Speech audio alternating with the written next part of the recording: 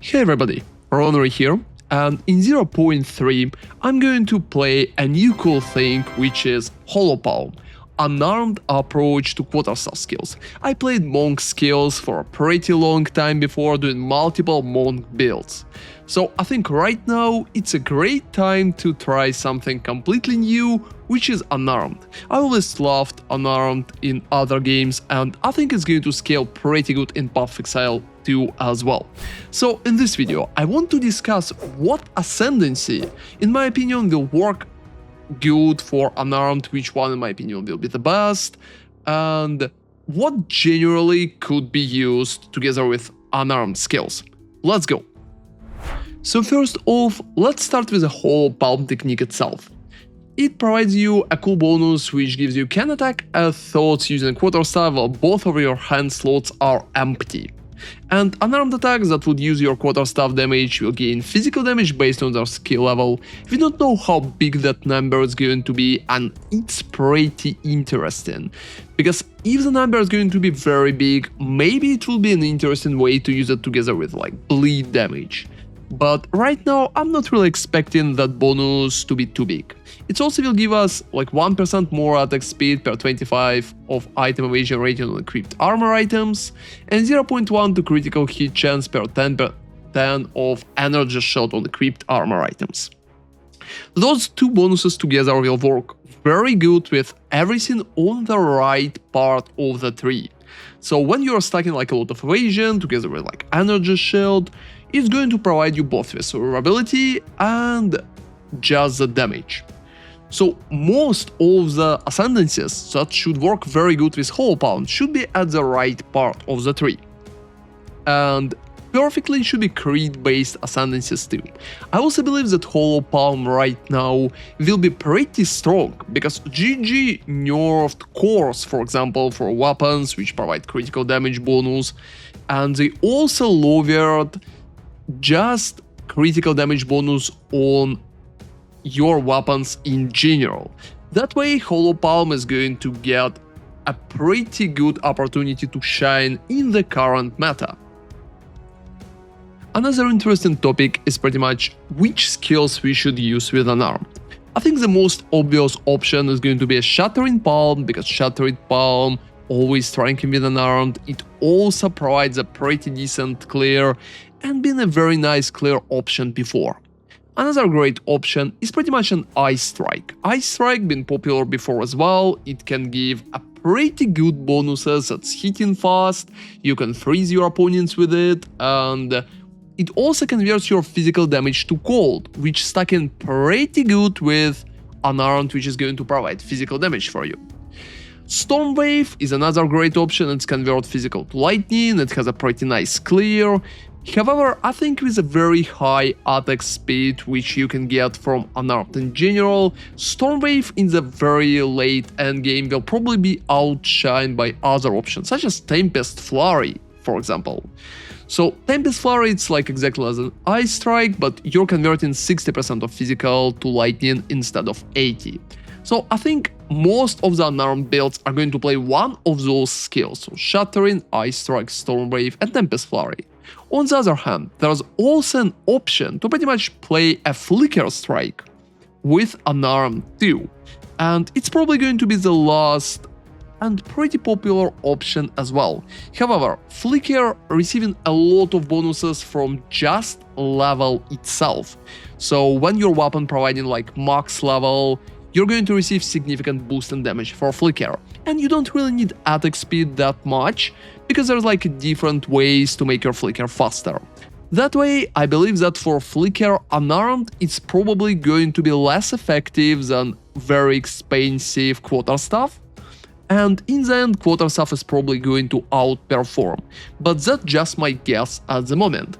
For abilities such as Tempest Flurry or Ice Strike or even Shattering Palm and Storm Wave, you really need attack speed, and attack speed is pretty much the main reason why you're going to go Unarmed, because you're going to be very fast with that skill.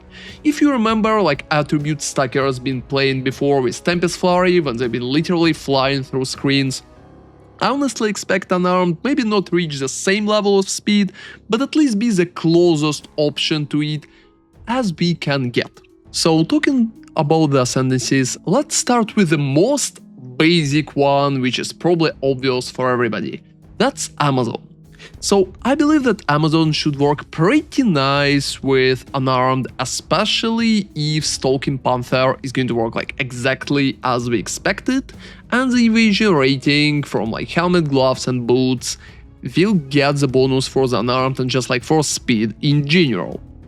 However, Amazon got kinda nerfed, especially since they changed like critical strike. You will get not 25% but 15 instead.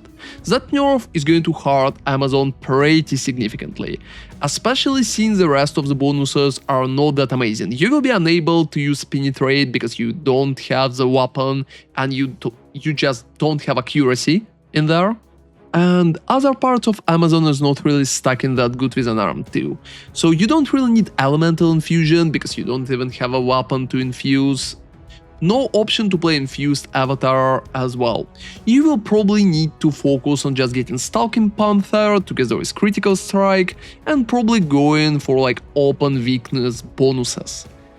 Or even going for mystical harvest to literally get a little leech here and there. But generally that setup is going to be pretty average, especially due to Amazon nerf. The biggest thing here is just Stalking Panther, and if it's not going to work, it will be absolutely useless, and even if it's going to work, which I'm honestly expecting it to work right now, I believe that Amazon will be unable to carry just based on the Stalking Panther. It's still a pretty great idea to play it if you like the Ascendancy itself, but I believe it will be outshined by our other options, and I'm not really going to play Amazon myself. So another option is Acolyte of Chayula. Acolyte of Chayula got changed significantly, there's like a lot of things changed. But the main idea that we are losing the leech right now, we will need to get leech elsewhere, but we will be able to stack up to 200 volatility. However, there is a pretty big issue with that volatility. There is some particular time delay, so volatility will detonate after 4 seconds, dealing 100% physical damage to you per volatility. You're not going to receive any damage because of the new passive that Chayula provides, but you still need to wait those 4 seconds. And for 10 seconds after detonation, you will gain 1% of damage as chaos for each volatility which detonated. That way you will need to constantly receive those volatilities, and when you're starting the fight you will also need to wait a little. Against the bosses, you can still stack the maximum amount of volatility with like Mana Storm, for example, and there's also a few other options how you can stack it kinda faster, so I don't believe it's going to be that big of an issue. However, when you're clearing your maps, and most of the time in the game you're going to practically clear, I believe that 4 seconds detonation is going to be a pretty big issue.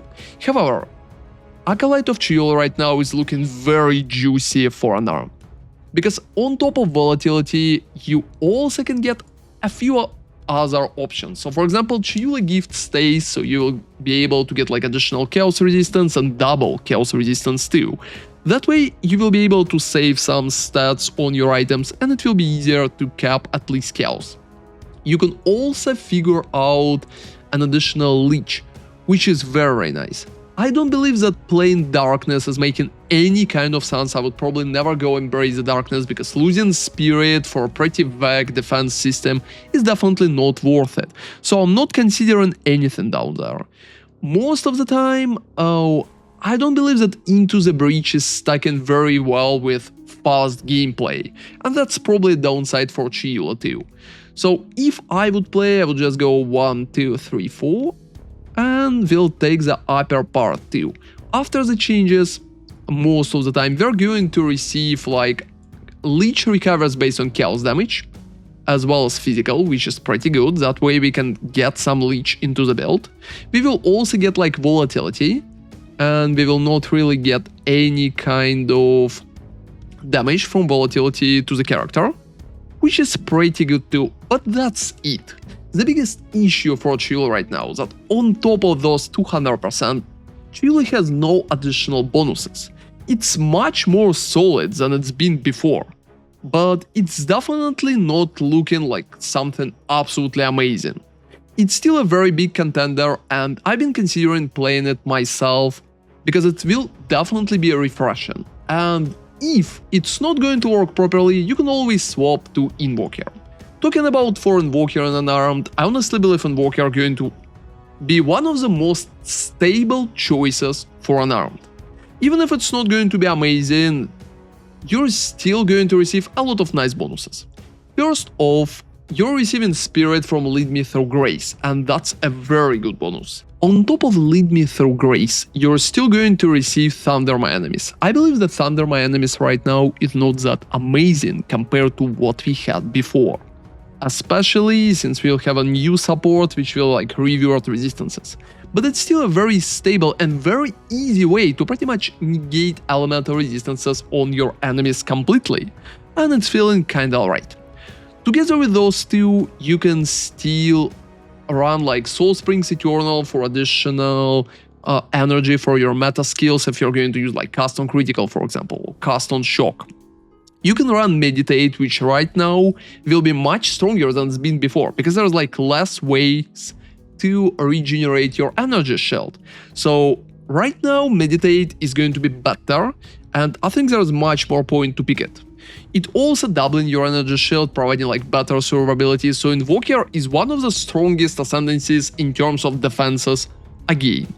You can also get like Avatar for a very good bonus damage, especially against like bosses or against some particular enemies in your maps. And getting I'm the Blizzard or even I'm the Thunder is a nice small damage bonus here and there. So I believe if you're not sure what to play, Invoker is probably the safest choice because it will be very easy to change to other builds too, and it's going to be pretty stable in general, even if it's not going to provide like as much damage as Acolyte right now can with 200 volatilities. Another great and very stable option is Gemling Legionnaire. It's probably one of the best options in my eyes, together with like Monk, Acolyte, and Invoker. I believe that Gemling right now has pretty nice bonuses, since gems studded been improved, so you can just use multiple support gems for any kind of character right now. You're going to get like new shiny bonuses for it. And on top of it, you also can get +2 level of all skills with any kind of requirements from implanted gems. You can get additional quality, which should be pretty nice, especially when we are talking about Ice Strike, because quality provides like attack speed, which is very nice. And for Tempest Flurry, I think it will play less role because you don't really need melee strike range. So Gemling probably will be also popular option for Flicker Strike, and I believe for Shattering Palm with critical hit chance, it'd be pretty nice too. For me, Gemling is one of the most options that I'm looking forward to, and maybe I will even try to play it. However, as a downside, I believe that Gemling is not really providing that much defenses, and the only good options like taking Thaumaturgical Infusion right here. Otherwise, defense will be kinda harder to scale on Gemling because it's mostly focused on the damage in the Ascendancy part. And another cool option is Deadeye, which sounds kinda questionable, but it's actually working much better than people expect. Deadeye, after all the changes, is going to work very good with the Unarmed, and that's one of the best options in my opinion too. Mostly because Tailwind itself is making Deadeye very strong. With the Tailwind, you can get like much more speed and attack speed in general, which is stacking very good with other skills that I already showcased. Also, Windward can provide you a pretty decent damage reduction, which should feel pretty nice because you don't really need much in the rest of the Ascendancy. And if you will just check what they changed, you can also get a new cool bonuses too. So Eagle Eyes Notable no longer removes the distance-based accuracy penalty. Instead, it applies 20 stacks of critical weakness to enemies when you consume a mark on them, which is very good. That way, you will be able to automate your mark and pretty much just get critical weakness always up on the enemy. Also, Eagle Eyes is not that hard to reach is right here, so you will need to spend just 2 points. Going for gathering winds like Windward and Eagle Eyes, you can also take cold shots, for example, too. It's been changed as well, it no longer lets you apply an additional mark, instead it causes your projectile to chain to marked enemies, and grants a new cold shot meta skill that repeatedly mark enemies near you, so pretty much automated mark.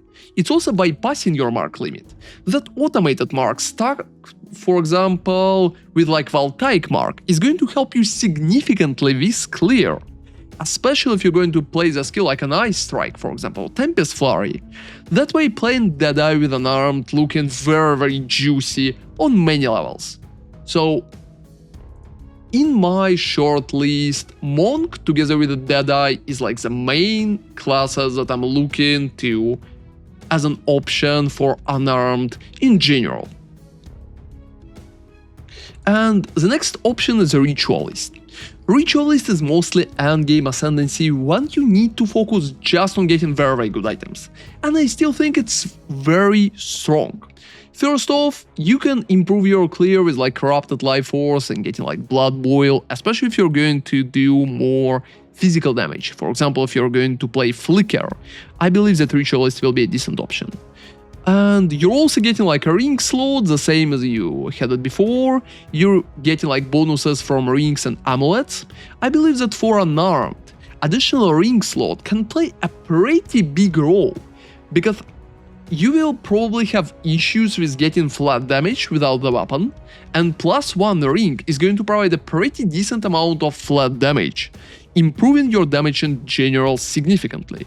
So I believe in the endgame, and you will be able to get like very good rings, Ritualist is going to be a pretty strong option. You can also start with Amazon just to use like Stalking Panther, Critical Strike and Open Weaknesses at the start, and change to Ritualist later on, because it could be a pretty decent option. And the last part is pretty much Blood Mage. I would say Blood Mage feeling kinda questionable right now for Unarmed, but there are definitely options for it. Mostly because of cool things for bleeding. And you can try to play Unarmed together with some bleed bonuses, get additional cool things from like Gore Spike. It got nerfed a little, so it's 1% critical damage bonus per 50 life instead right now. But I don't think it's killing Blood Mage completely. So even if Blood Mage Unarmed sounds like a very unusual pick, I still think it will be pretty decent and may even outshine such options as Amazon. So that's pretty much it, and that's my overview of the ascendancies. For me, I'm mostly choosing between like the Monk and Deadeye at the moment, because I believe both of those options are going to be very strong. And I'm going to cover more of it when we will have like a tree, and I will post my separate like a league starter build completely. So stay tuned for it and feel free to subscribe if you're interested. Also, let me know in the comments, are you going to play Unarmed yourself, and what ascendancy you prefer at the moment, so what do you think is going to work the best for it? Thank you very much for watching as usual, and see you next time. ronarray out.